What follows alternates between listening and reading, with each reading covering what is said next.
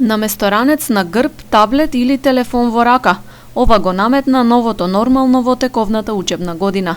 Најголемиот дел од учениците наставата ја следат онлайн, што подразбира долг временски период поминат пред некој електронски уред. За генерацијата која генерално е роб на технологијата и учењето од далечина носи ризик за последици врз развојот и здравјето. Особено на удар се очите и видот.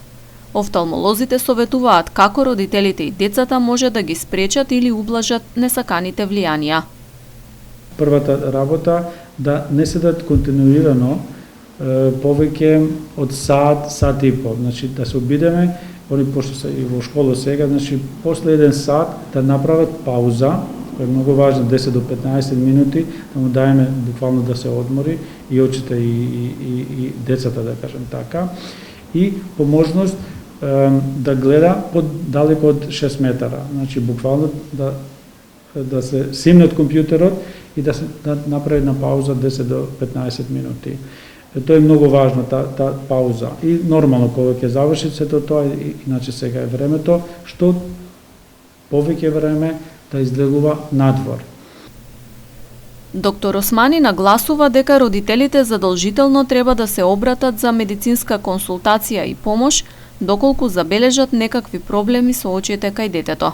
Симптомите, вели тој, може да бидат различни, затоа е важно да се изврши стручен преглед.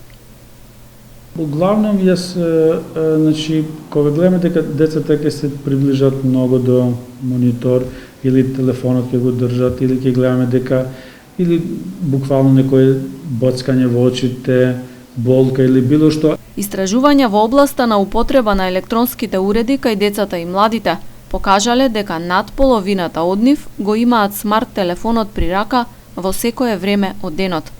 Уште попоразително е што голем дел заспиваат со телефоните уклучени онлайн покрај себе.